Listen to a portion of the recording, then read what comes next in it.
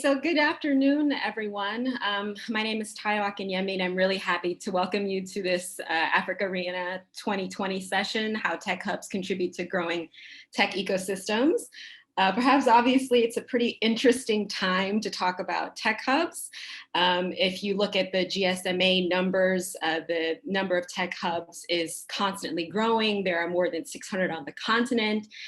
There's evolution in terms of how tech hubs organize with Pan-African networks such as AfriLabs growing, and then also sub-regional ecosystem building networks such as 9 in Nigeria and ASEC in Kenya coming up and making strides. And in the same vein, startups, which many tech hubs emerged to serve, are making strides as well. Startup funding activity is growing every year. According to Maxime Bayen from Green Tech, African startups have raised $829 million in 2020 so far. And of course, we have the broader backdrop of the COVID-19 pandemic, which is unfortunately poised to have significant economic impact on the continent, with the IFC projecting that sub-Saharan Africa will perhaps go into a recession for the first time in 25 years. But fortunately for us, we have 4 expert ecosystem builders and supporters on the panel to help us navigate, what we expect, or what has been experienced by hubs in supporting startups in this environment and what they hope to see for the future. And so to get the conversation started, I'm going to ask each panelist to introduce him or herself briefly, and then we'll jump straight into the conversation.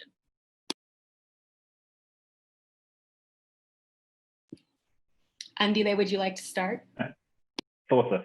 Hi, everyone. I'm Andile Masebo, the head of ecosystem development at AlphaCode. And context, AlphaCode is Rand Merchant Investment Holdings incubation acceleration division for financial services startups in the South African landscape.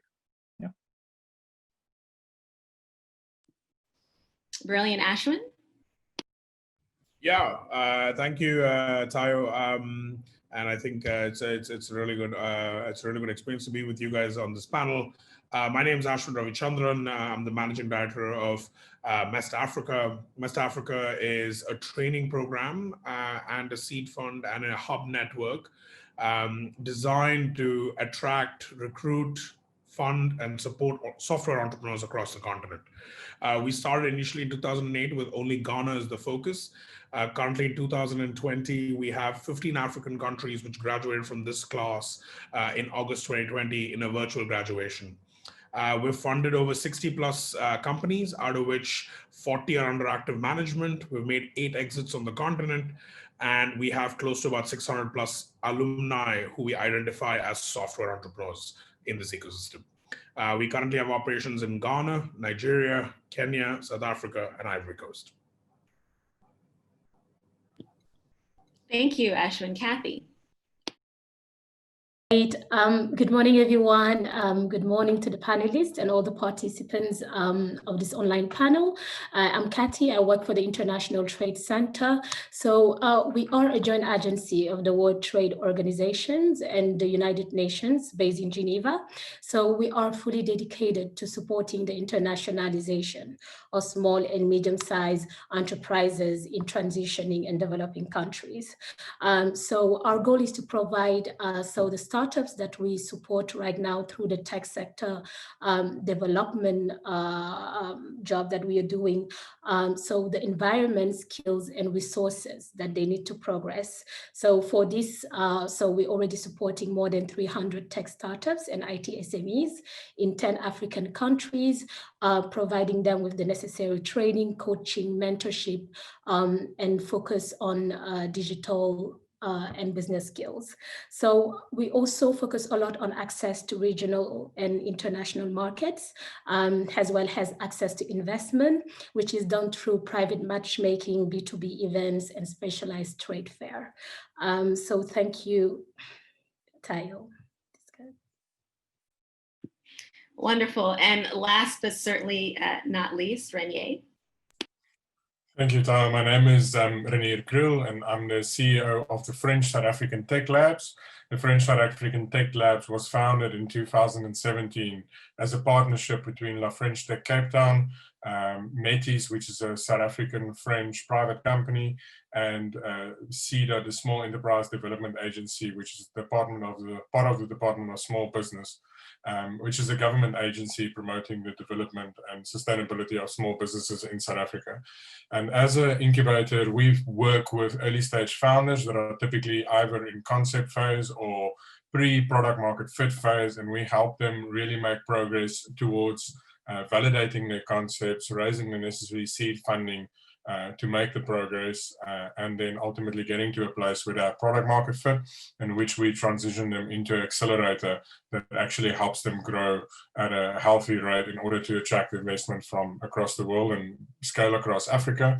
With a unique connection with the French, it enables us to create soft landing for these companies in Europe, as well as offer soft landing services for French companies launching in South Africa or in the Southern African region.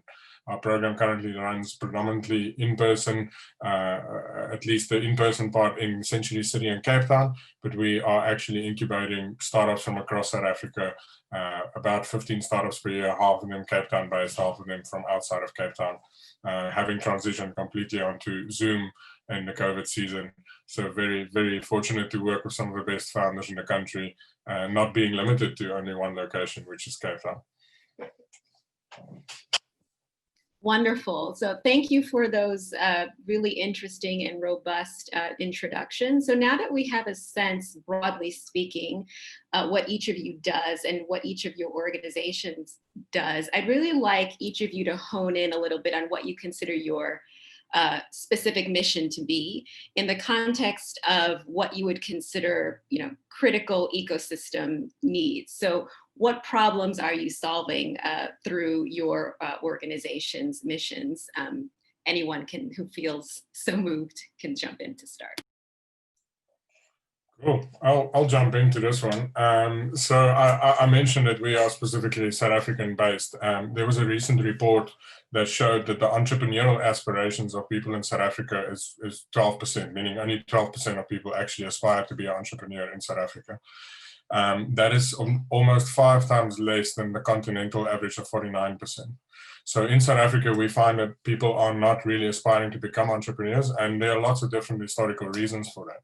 So we are personally very passionate in helping people not understand that entrepreneurship is a very attractive option as an employment option, but that there are lots of problems in South Africa and beyond that can be solved.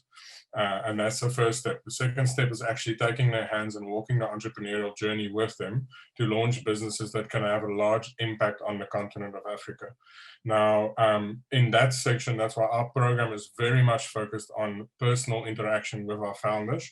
So we're very low on content, very high on personal interaction, and really helping entrepreneurs not only with the hard skills necessary to build a business, but actually a lot of the other underlying things which are often underlooked, things like leadership development, things like personal growth, things like becoming confident in standing up and building that which you believe will make a change on the continent. So very hands-on, very focused on developing and cultivating entrepreneurial skills and entrepreneurial spirit within our founders.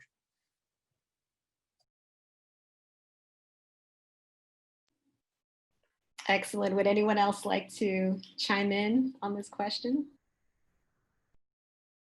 I think Anila, you can go for it, man. Yeah, you guys also gave a lot more in terms of your intro. So this is the opportunity to almost equate and then give a really deep insight on what our mission is. As I said, we are a division within Rand Merchant Investments, and that is pivotal to understanding of what our role is in the ecosystem, because under Rand Merchant Investments, the history has been we've backed really impactful financial services businesses. The likes of Discovery, Outsurance, the First Rand Group have come through the founders who had helped set up the Rand Merchant Group.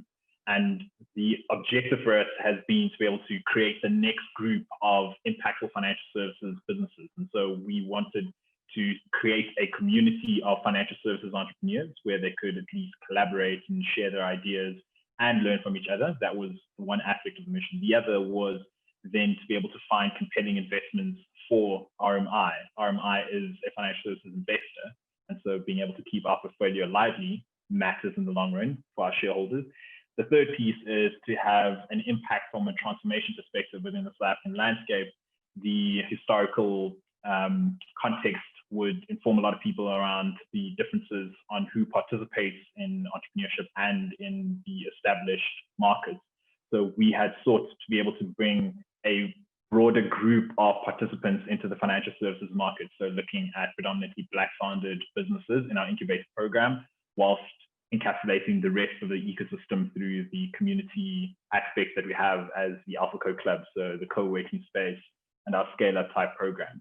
We service businesses or entrepreneurs actually all the way from concept through to growth stage, where we have thought leadership events to be able to, as Renier had pointed out, see the idea for some of the guys who have something interesting but haven't had the itch really pull them away enough from their corporate gig such that they want to explore entrepreneurship. So we've got those teasers in our thought leadership kind of content.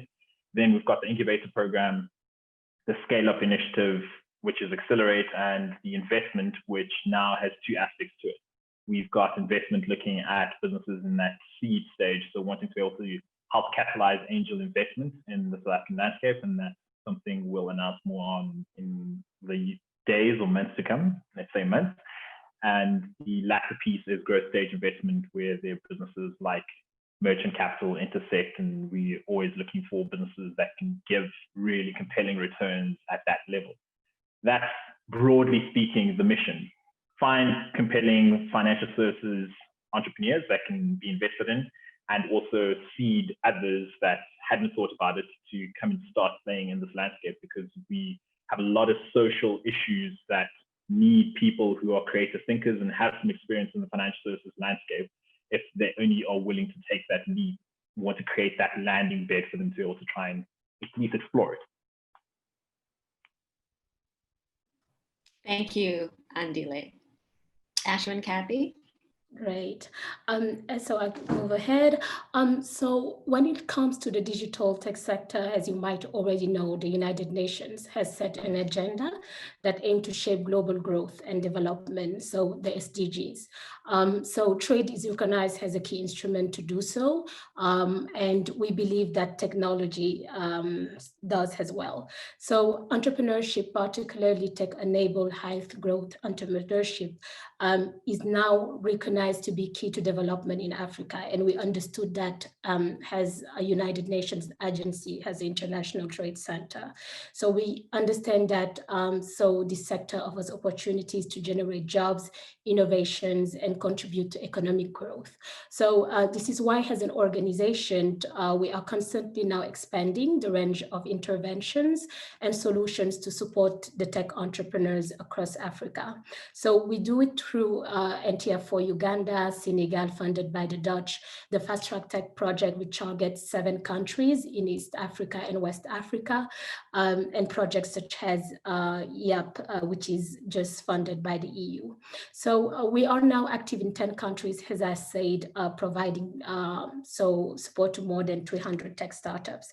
What we realized when we went to those countries was that many of the tech startups lack business skills and access to seed and growth funding. So this is why we decided to not only focus on everything related to training, capacity building through coaching, mentorship, focus on so building their digital and business skills, but we also, as part of our mandate, take care to give them access to regional and international markets, and also access to investors.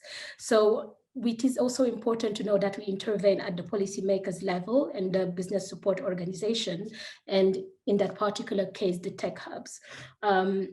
So it is important for us to work with different partners. We are not trying to replace the job done by the tech hubs, or we are not creating tech hubs as well. So what we are doing is collaborating with them, empowering the tech hubs that are so in the local ecosystems where we intervene. So we rely on them, as we know that they understand the dynamics of the ecosystem. They build fledgling entrepreneurial ecosystems and communities. They also have this role of capacity building builders. So right now we are working with tech hubs. They are our multipliers, as we like to call them. So we roll out and implement our projects and have collaborated with 25 tech hubs across 10 countries. So this is why we also had this report that we published recently, which is based on 39 hubs and 21 African countries that examine what hubs do, how they make an impact, what is their business model, and what can they do to ensure their own sustainability. So I'm very glad to hear about the tech hubs that are here, and we are happy also to share the link of the tech hub report. So I'm just going to display the link so everyone can take a screenshot briefly. And then I'll invite Ashwin to round out our commentary. Ashwin, why don't you go ahead, and then I'll display the screen after you've Yeah, I think the new normal is still getting. I think it's still something which we all need to get used to. And I think thank you, panelists for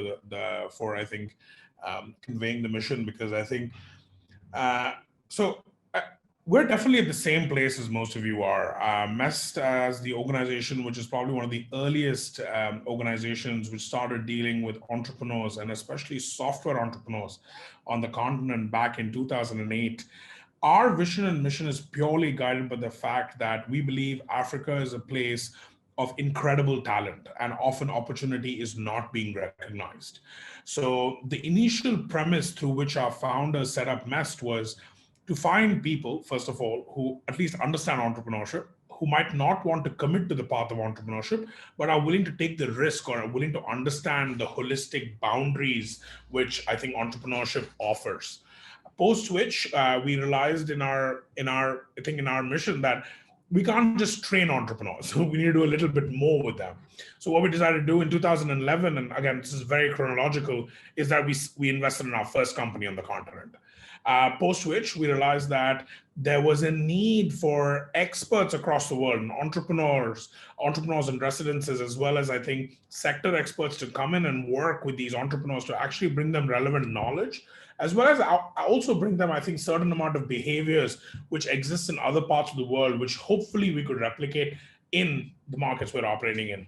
Thereby, we created the third pillar of the organization, which is hubs. So essentially, our vision is mission is purely catered around finding talent at a very early stage, engaging them with our recruitment strategy, which is usually about 7 to 8 steps. It's pretty cumbersome. We actually go from 6,000 applicants to 60 every year, post which what we actually do is we work with them on training for a whole year.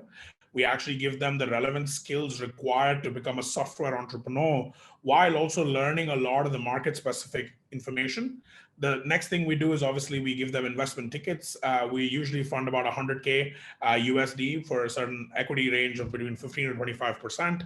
And finally, we actually give them one-on-one support to actually make sure these ventures grow.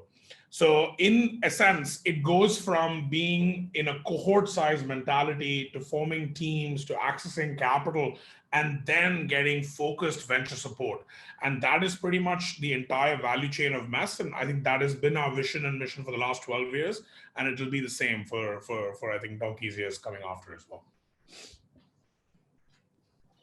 Wonderful, thank you, Ashwin. So what's really interesting in terms of listening to each of you, thank you so much, Kathy. So for those of you who'd like to download the report, please take a screenshot of the link here. But what's so interesting about listening to each of you is that while how you execute your missions differs, there are some really interesting commonalities. So this idea of inviting those who might normally not be invited at the table, those with a lot of potential but maybe not necessarily are incentivized to participate, and the idea of matching capacity building resources with funding, as in it's, you know, you need two wings of the plane to continue. And it's really interesting that Kathy referred to hubs as multipliers. The idea is that they're meant to augment and support and build community around what's happening in the system. So with all of that in mind, I'd really be interesting to hear from each of you on, you know, the balance of challenge and opportunity in tackling these missions. What you're doing is not easy. I'm sure it's quite complex, particularly as things are emerging now. So if each of you could just sort of talk about the challenges and the opportunities, expected and unexpected, that you faced. Maybe I go this time around, and then we can probably go back the same way. All right, cool. So if I was to probably start listing down the challenges, I could probably write a thesis on it, so I'm not going to. I think everyone on the panel here knows the respective challenges about, I think running hubs or running, capacity development support for entrepreneurs in general. But I think I would probably prioritize the three of the biggest challenges we face. Is one is, I think there is this, how to say this, while there is a sexy appeal of being an entrepreneur, there is a lack of reality of being an entrepreneur as well. And that is a big challenge for us. I think when Renier said that 12% of South Africans are interested in being entrepreneurs, I think that actually shows a harsh truth that those 12% might be actually capable and might be actually willing to go that long way. Because in Ghana, we get results as much as 60 to 80%, but none of them understand the risks of being an entrepreneur. So I think the first challenge for me is just the reality of being an entrepreneur, and often or not, we see this in our training programs. I think the second, which I think is a big challenge, and I'm pretty sure most of the other panelists will also start talking about it, is I think there is a lack of understanding of how investment mechanisms work in these markets. I think South Africa is a little bit advanced. I think in Ghana, people don't still understand what angel investing is all about. I don't think people here in Senegal and Ivory Coast know even what a convertible note looks like, right? And I think that's okay because there needs to be market information, there needs to be market. But I think there is a big challenge there because, again, these markets have operated in traditional mechanisms for the longest time. And now we're bringing in this new mechanism where we're talking about, here's a valuation of a company and we're valuing the company at $12 billion. And then the investor's like, how? And then you're like, okay, I don't know how to explain this to you anymore because there's a lack of just understanding from your side. And I think the third thing, which I think is a general issue, is I think there's a lot of data. And I'm not going to go against the fact that I think there's enough people shouting that there's no data. I actually disagree with the fact I actually think there's a lot of data. I just think understanding how we can use that data to make better decisions does not exist. I think most entrepreneurs on this continent, and again, this is coming from a very delicate place of being an entrepreneur in India, and I know the thing, we like gut-based decisions more than we like data-based decisions. So often or not, you will see entrepreneurs saying, I feel right about this, rather than actually having data sets around it where actually can push you in that direction. And we're seeing this across multiple of our markets. I think we're blessed that in South Africa, there's a great amount of data sets, lots of data translations happening. But when you come to Ghana, there's like 25,000 different data sets available. Like, how do you actually infer from it? How do you actually build from it? And I think those are the three challenges that we face. I think when it comes to opportunity, and I'm going to probably, limit the opportunity to one, is I think opportunity here is endless, right? I think the value chain in most of the markets we're operating in requires differentiators, requires integrators, requires collaborators, requires aggregators. Like, you can keep throwing different terms at the value chain and you'll realize there's a need for every single body, right? So in that case, the opportunity here is infinite. And again, can tech be the solution for it? Maybe, maybe not. But at least trying to bring more stakeholders together or closer in the value chain is the opportunity which we immediately see. And that is the opportunity which we're trying to run after. To add on to what you're saying there, so just take from the two aspects, funding, I think for us as well, is something that is an interesting challenge from the one perspective, what you're talking about, where entrepreneurs don't always understand that there is a cost to the funding that I want to raise. So you can't be going to a traditional VC with a model that is actually more suited to social impact. And that's where there's a bit of a misalignment at times with some of the entrepreneurs. That's on the one hand. On the other hand, South Africa, yes, we are slightly more developed in terms of our capital markets, but there's also a risk-averse nature to how our investors have traditionally played. And so what you see is when we're talking about funding in the South African landscape, it tends to be geared towards growth stage businesses. When you look below growth stage businesses, and angel investment is a very small portion of what our funding ecosystem looks like.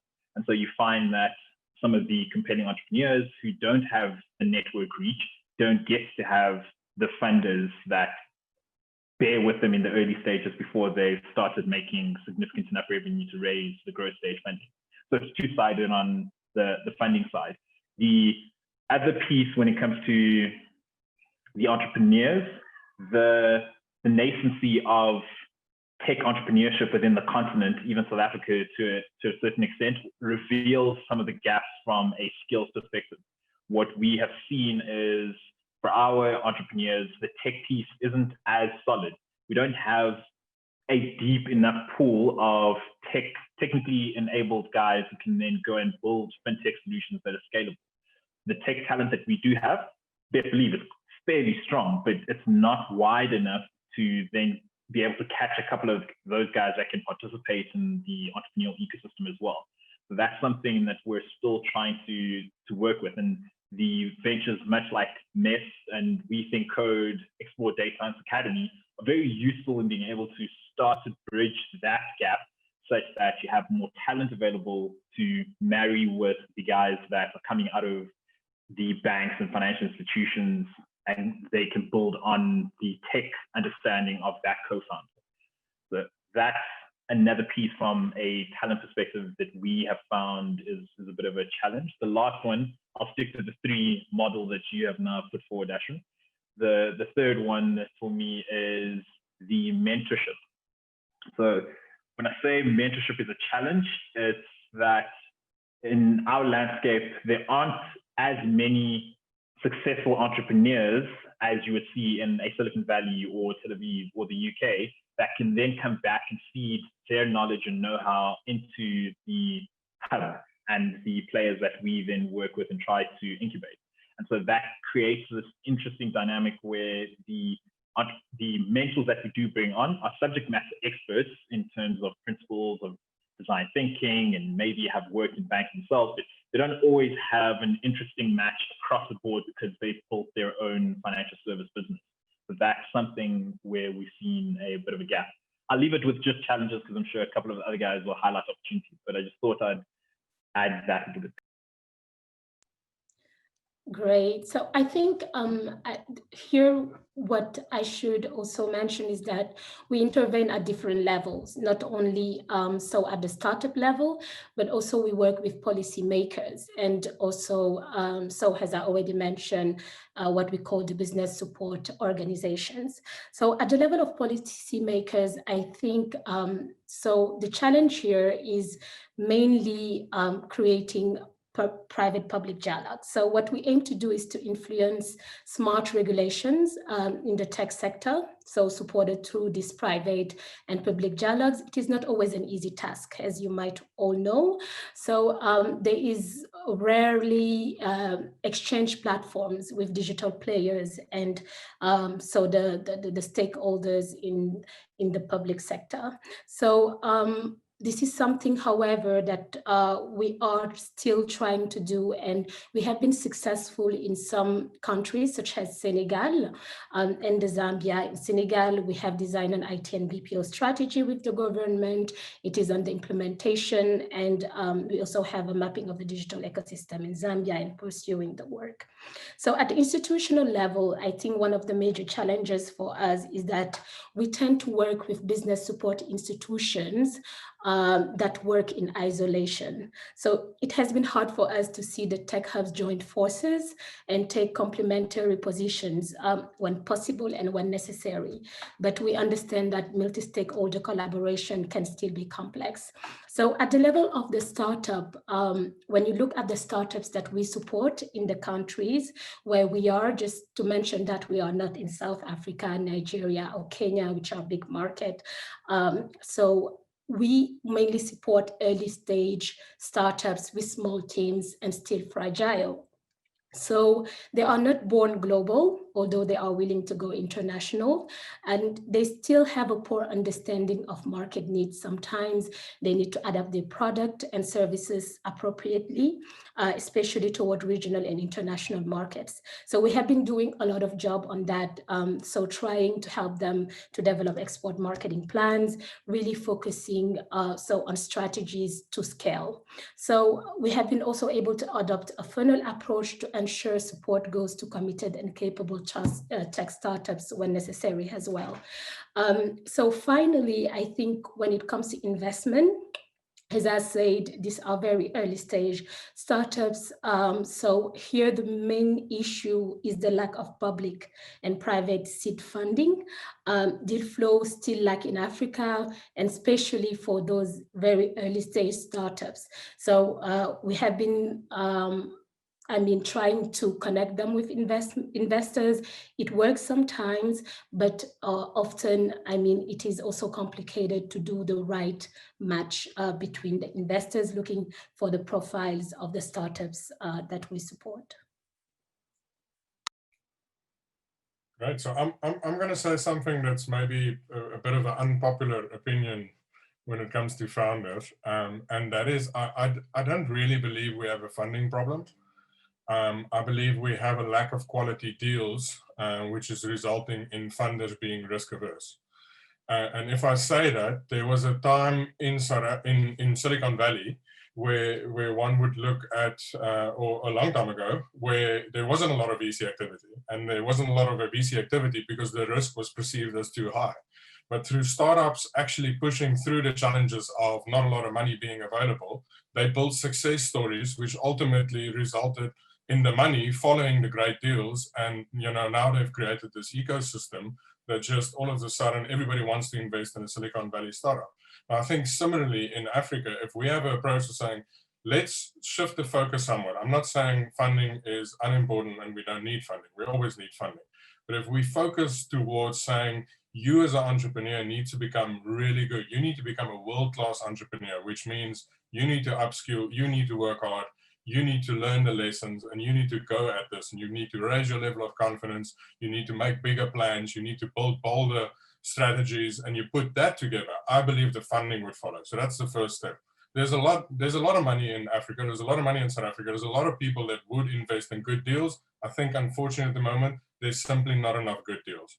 That's the first step. Once we get these good deals and we have successful exits, these founders that had these exits become the mentors and the investors and the pioneers for the second generation. We've seen this in Silicon Valley.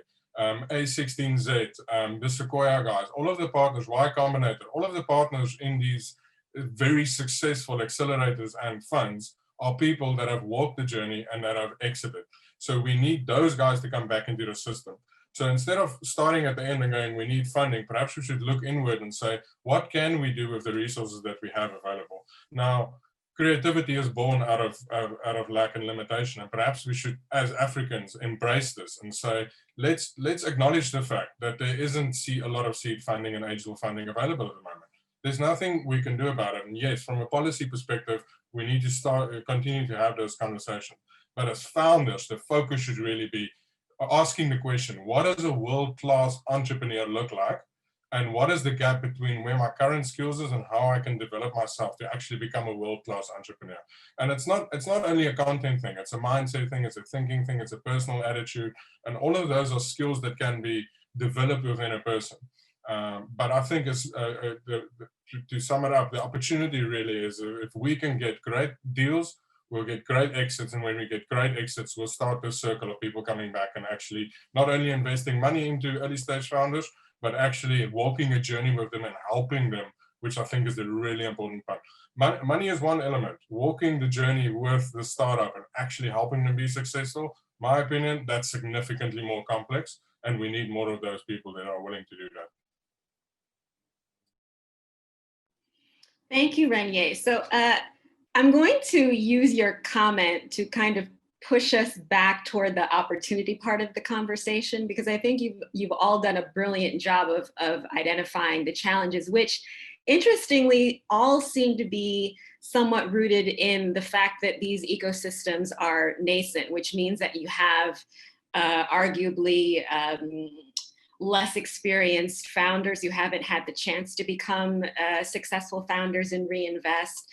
You have policy environments that perhaps are not as friendly. You have funding ecosystems that are perhaps not as pipeline friendly as you'd like. So if anyone would like to comment on, now that we've sort of outlined the challenges, what the opportunities are from Renier, as Renier has rightly said, what opportunities can be cultivated based on what you've shared.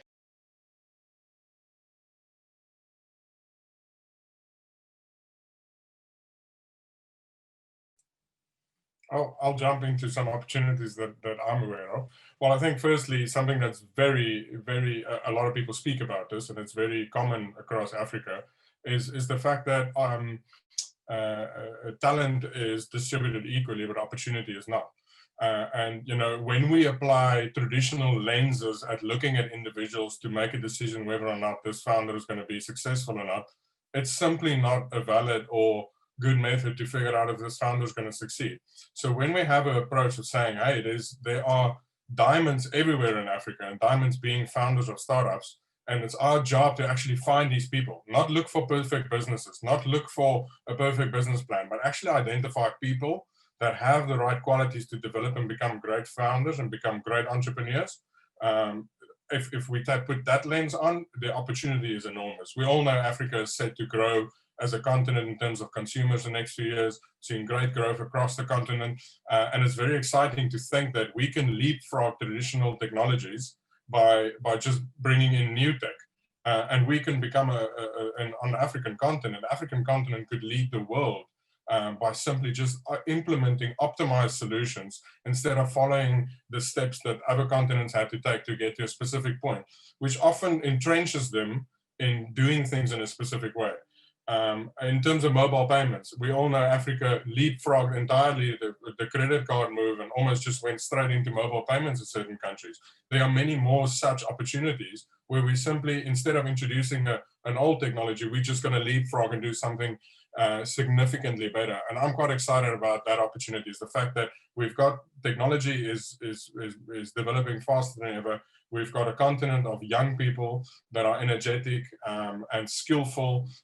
We've got a growing consumer base, and all of this just creates this massive opportunity, really, this massive ecosystem that's just ripe for people to build things that will impact not only the continent, but the world at large. So opportunity to find the diamonds and develop them into becoming world-class entrepreneurs.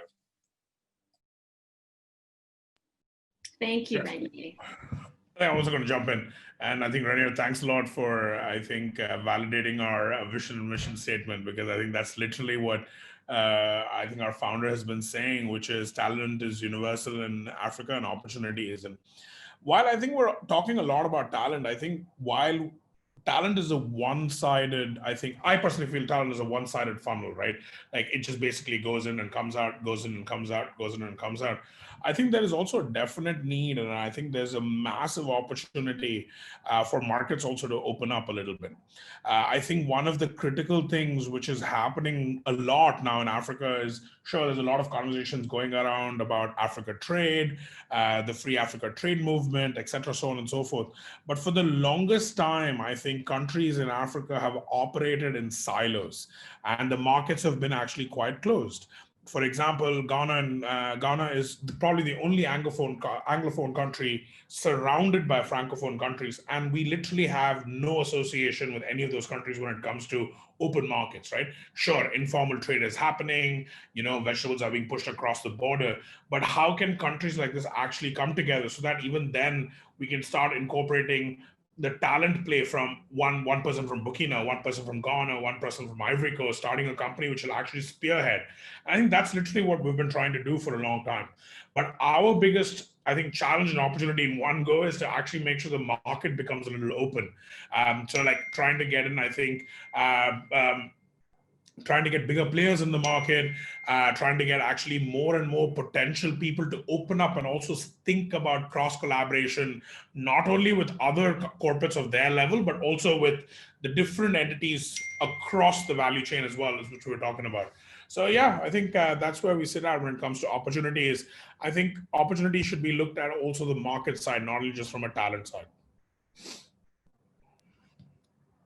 On that, I agree, it should be on the market side, and also as tech ecosystem players, the opportunity for us lies in being able to collaborate a bit more, because we've already identified that markets in terms of the pool of talent is a lot smaller than the more established markets. Then instead of trying to all compete for the talent that lies around, how do we collaborate more such that we grow the base, and 10 years from now, then everybody can have this bigger pool that we're all going for. So I think for me, that's one of the big opportunities that lies for us as tech ecosystem players.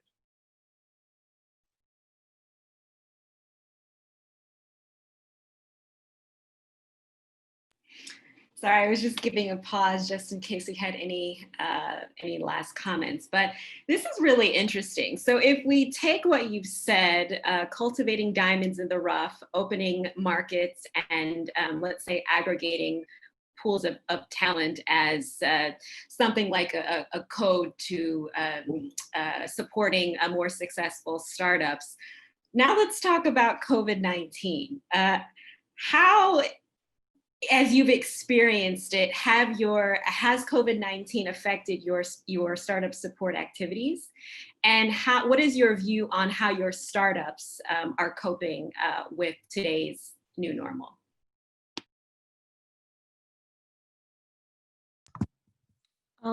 So I can go first on this one. I think what we learn is really important right now in the context of COVID-19.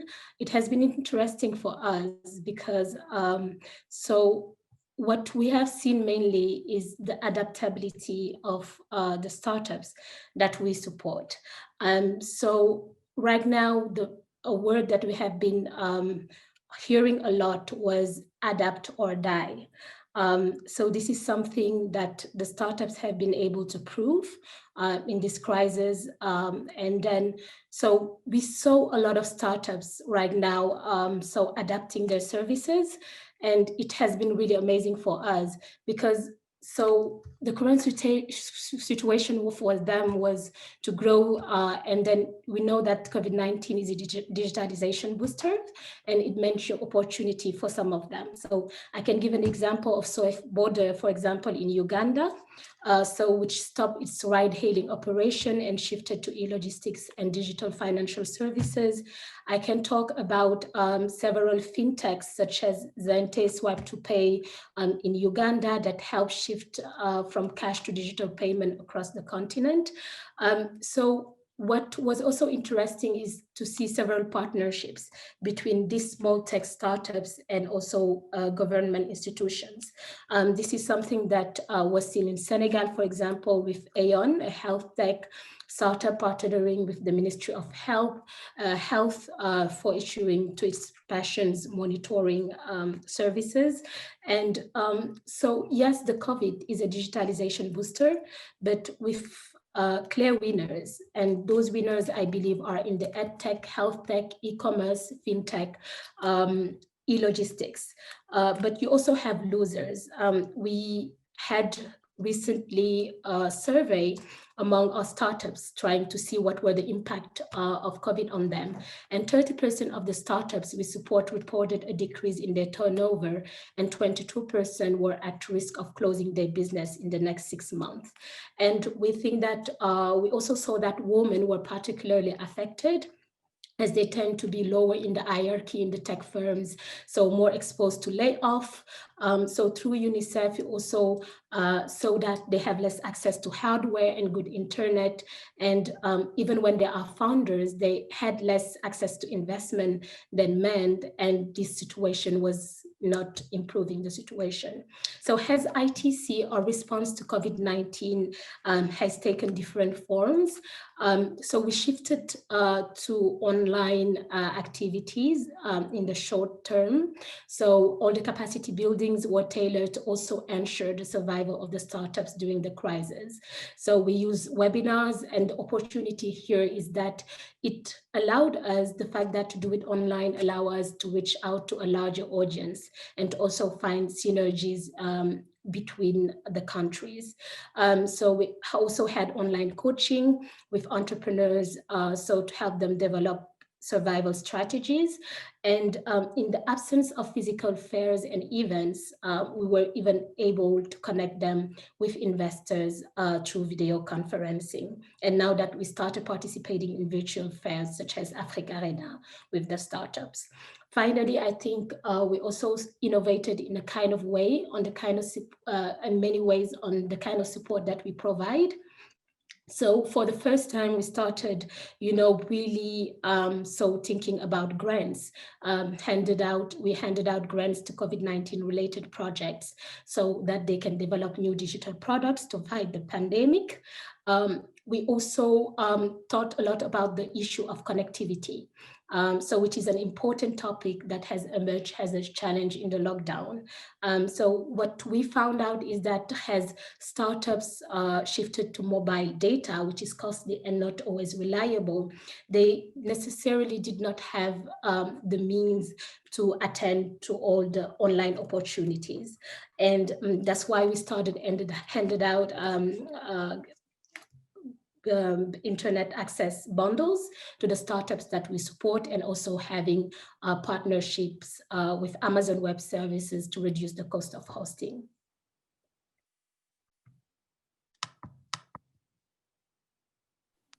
Thank you, Kathy. Anyone else want to chime in? I'm afraid we're out of time, guys. So I think we need to have final comments and then wrap up. Okay. Just a quick time in as a wrap up on that, but then what we've seen is for the entrepreneurs, their understanding of digitizing their distribution channels has now been heightened, because you saw that with lockdowns, if you can't get your products to your consumer, you're actually going to struggle a bit more. So for those that could have done it a little earlier, this was a perfect opportunity for them to see just how impactful the digital avenues could be for them to scale. And the second piece was the ability to access talent beyond their immediate environment, much the same as what Rainier was talking about with them being able to support entrepreneurs beyond Cape Town. For entrepreneurs, you can now find talent and actually gravitate more towards the remote working kind of environment, as opposed to just being fixated on having people in the same office. Brilliant. So I'd like to thank Andile, Ashwin, Kathy, Renier for all of your insightful comments during this conversation. I certainly learned a lot. I hope all of you who are tuning in learned a lot. Thank you to AfricArena for the opportunity, and thanks very much.